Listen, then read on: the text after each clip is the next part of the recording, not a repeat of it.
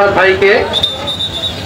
আমাদের সামনে উপস্থিত মিডিয়া এবং আমাদের শিক্ষার্থী বন্ধুদেরকে আমার আন্তরিক সালাম ও শুভেচ্ছা।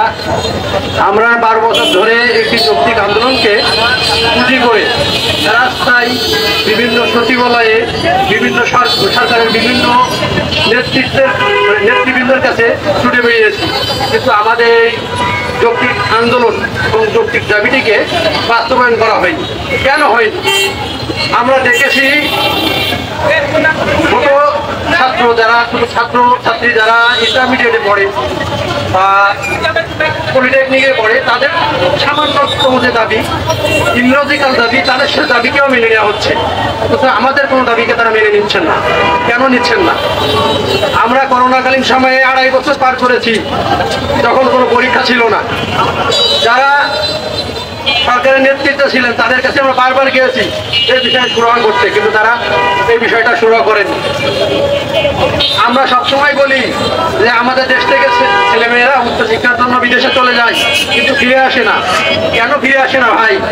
তারা উচ্চশিক্ষার জন্য যখন বিদেশে যায়, তাদের বয়স 30 পার হয়ে যায়। বয়স যখন 30 পার হয়ে যায়, তারা বাংলাদেশের চাকরির মার্কেটে তারা ইনভ্যালিড। তারা বিদেশে গবেষণা করে বিদেশে সেটেল হয়ে যায়, বাংলাদেশে চাকরি করার সুযোগ তাদের দেওয়া হয় না। এই সুযোগ না দেওয়ার কারণে তারা দুঃখে ভোগে। বাংলাদেশে বেকার জীবনযাপন করার তাদের কোনো তো মানে হয় না। যেখানে বিদেশে তারা উচ্চবিলাসী এবং ভালো জীবনযাপনের সুযোগ পায়, তখন তারা বিদেশে থেকে যায়, বাংলাদেশে আর ফিরে আসে না ভাই। আমরা শুধু তাদেরই করে দেয়, কেন ফিরে আসে না? বিদেশে গেলে বাংলাদেশকে অপছন্দ করে, কেন করে ভাই?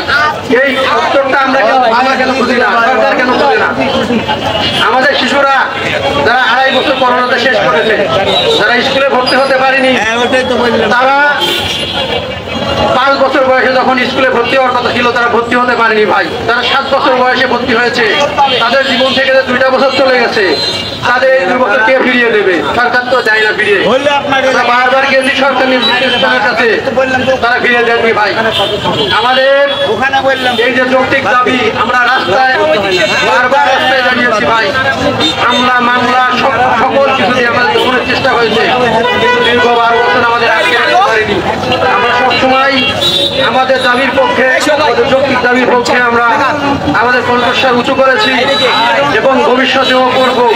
এবং আমরা চাই যে আমাদের 30 তারিখ এই দিনটাই যেন আমাদের শেষ হয়, এই আমাদের যৌক্তিক দাবিটা নিয়ে রাস্তায় দাঁড়ানো, সেই আশা এবং প্রত্যাশা ব্যক্ত করে আমি সরকারের কাছে এই আশা ব্যক্ত এই প্রত্যাশা করি খুব দ্রুততার সাথে আমাদের যৌক্তিক দাবিটি মেনে নেবে ও বাস্তবায়ন করে প্রজ্ঞাপন দিয়ে আমাদের পড়ার টেবিলে সুযোগ করে দিবেন।